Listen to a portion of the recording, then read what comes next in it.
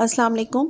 बहुत सारी लड़कियां जो नई शादीशुदा होती हैं, जो कंसीव करना चाह रही होती हैं, बेबी प्लान करना चाह रही होती हैं, उनके जहन में ये क्वेश्चन आता है, वो मुझसे करती भी हैं। जो मेरे क्लिनिक में पेशेंट्स आती हैं तो वो मुझसे करती भी हैं कि हस्बैंड से मिलने के बाद हम कितनी देर तक लेटे रहें कि हमारी प्रेगनेंसी ठहर जाए और चांसेस जो है वो बढ़ जाएं कि हम इसी महीने कंसीव कर लें। तो ये वीडियो इसी क्वेश्चन का आंसर देने के लिए है और ओवरऑल ये चैनल प्रेगनेंसी गाइड के हवाले से मैंने बनाया है ख़वातीन के लिए। तो अगर आपके जहन में कोई क्वेश्चन है तो आप कमेंट बॉक्स में कर सकती हैं। मैं कोशिश करूँगी कि सबके सवालों के प्रॉपर गाइड उनको दे सकूँ।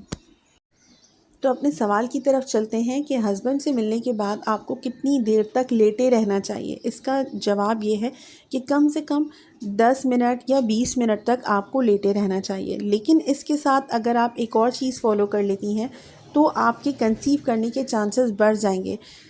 एक चीज़ ये है कि आप जब भी हस्बैंड से रिलेशन करें तो नीचे पिलो रख लें, जिसकी वजह से हस्बैंड के जो स्पर्म्स हैं वो डायरेक्ट आपके यूट्रस की तरफ जा सके। और अगर हस्बैंड के स्पर्म्स नॉन मोटाइल हैं या उनकी हरकत कमज़ोर है या वीक स्पर्म्स हैं तो ऐसी खातून को, ऐसी बीवियों को ये ट्रिक ज़रूर करनी चाहिए ताकि आपके कंसीव करने के चांसेस बढ़ सकें।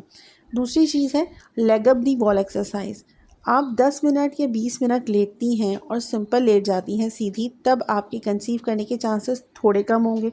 अगर आप leg up the wall exercise को फॉलो कर लेती हैं और 10 मिनट तक इस पोजीशन में रहती हैं कि आपके पाँव ऊपर की तरफ हों और आप वॉल से टेक लगाकर अपने पाँव ऊपर रख लें और नीचे पिलो हो, तो इस कंडीशन में जो हस्बैंड के स्पर्म्स हैं वो आपकी जो यूट्रस है उसकी तरफ जल्द पहुंच जाएंगे और प्रेगनेंसी उस कुछ सेकंड्स में ठहर जाती है। अगर ठहरनी होती है प्रेगनेंसी तो वो कुछ सेकंड्स में ठहरती है। असल काम ये है कि स्पर्म्स जो हैं वो अंडेदानी तक या एग्स तक या ओवरी तक पहुंच सकें ताकि वहाँ पे फर्टिलाइजेशन का अमल हो सके और उसके बाद वो वापस 3-4 दिन के बाद वो यूट्रस की तरफ ही आना होता है उसको बाकी 9 महीने की जर्नी के लिए।